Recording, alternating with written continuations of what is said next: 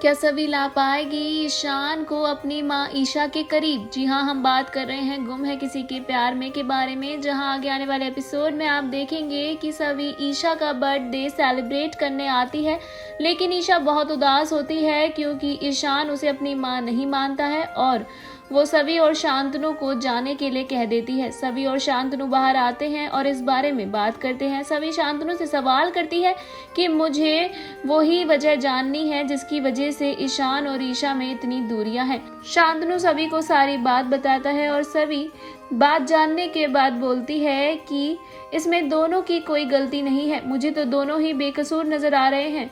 वो कहती है कि ईशान को आप सच क्यों नहीं बताते। शांतनु बताने की कोशिश के बारे में बताता है और कहता है कि उसने कई बार ट्राई किया लेकिन वो खुद ही सच जानना नहीं चाहता।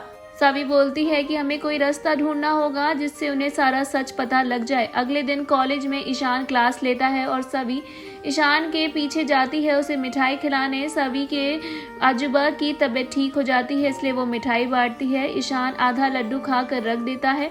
वहीं इतने में ही रीवा आ जाती है और रीवा भी सभी को कांग्रेचुलेट करती है उसके बाबा के ठीक होने पर, और वो आधा झूठा लड्डू खा लेती है, जिसके बाद सभी रीवा को बताती है कि वो लड्डू ईशान सर का झूठा था और रीवा इस बात से खुश होकर वहां से चली जाती है कोई बात नहीं कहके।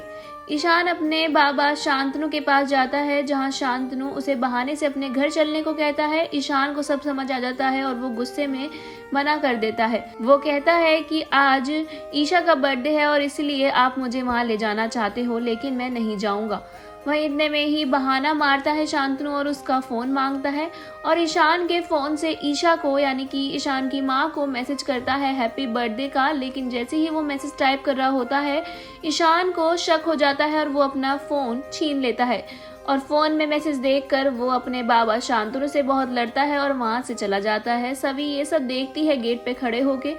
वहीं सभी रीवा के पास जाती है और उससे मदद मांगती है। वो काउंसलिंग के बारे में उससे कुछ सवाल करना चाहती है।